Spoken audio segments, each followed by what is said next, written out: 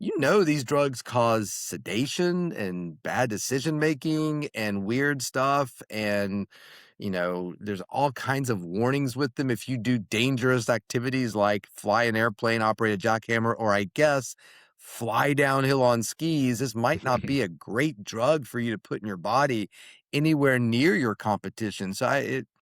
Anyway, I just, so to me, those messages are so strong in our society, and the tiny little voices of like, "Hey, relax.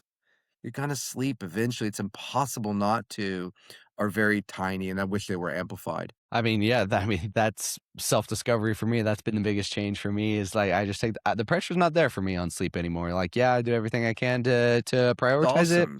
but I sleep better now than I ever have, and it's been great.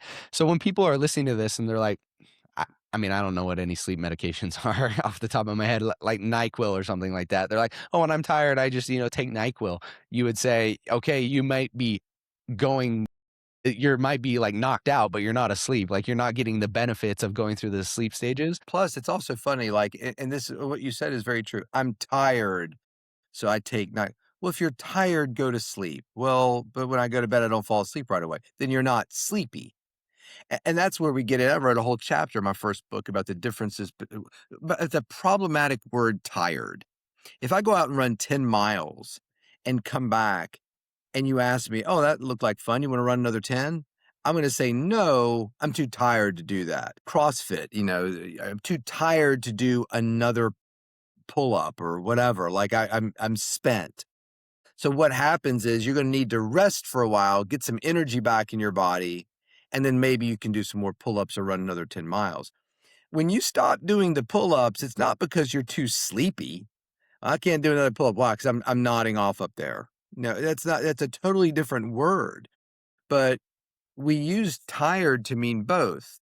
And I think if more and more people use the words fatigue and sleepy, we'd be a whole lot better off, especially in your interactions with your doctor. If you're saying to me, "I am so sleepy, I cannot stay awake during any of my college classes," that is tired, sleepy.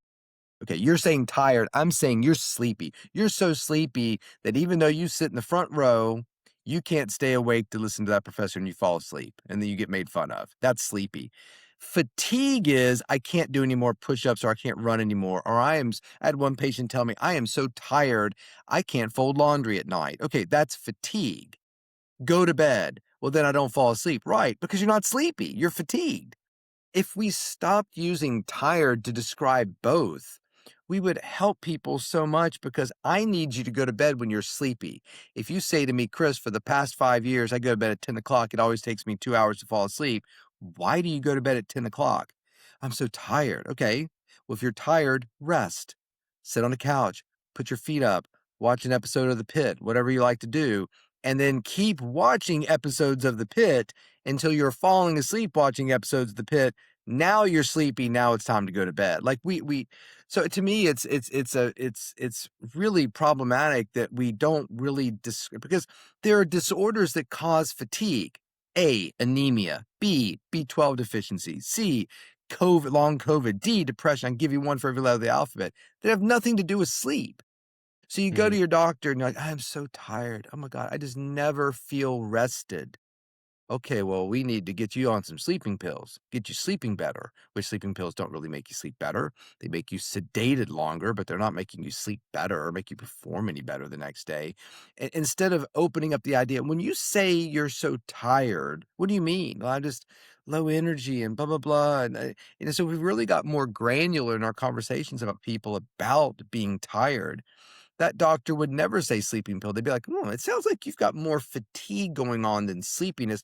Maybe we need to check a thyroid, B12. If you're a guy, testosterone." We'll start there. And then we'll start getting a little bit more into the weird stuff, tick-borne illnesses, heavy metal toxicity. I mean, there's all kinds of things that make people feel like crap that have nothing to do with bad sleep. But people get locked into, they wake up, they feel bad. So they think, "Oh, if only I could get my sleep better. Time to buy some glasses and some headbands and some new pillows and a new mattress and a vibrating this and a light that and a cold this." And it's just you were never chasing the right target to begin with. Are there any things that you do recommend to improve, let's say not let's say not increase, but improve the quality of your sleep, like blue light blocking glasses before bed, or temperature, or a sauna, or any of those things? I think they're all awesome. I mean, if you're somebody who has the time and the interest in doing it, I have no problem with them. Um, I think these are things that are much better at taking good sleepers and making them even better sleepers. To me, I think about everything you just mentioned, like, um, who's that hurdler? She's so amazing, like Sydney McLaughlin or something like that. Like, she comes to me and says, I really want to break my own world record in that hurdle thing. How can I do it? And I'm her track coach. I'm like, well, maybe we need to think about a 3/4 inch spike and maybe you should cut your hair. Maybe there's some drag coefficient with your hair. So maybe you either cut it or we figure out some sort of cap you can wear. And let's take a look at your actual outfit. There's very little there already, but maybe we could change the material in terms of something that allows air to pass over it. We're getting rid of the laces on your shoes. It's going to be smooth. Maybe we need to change up the way you train.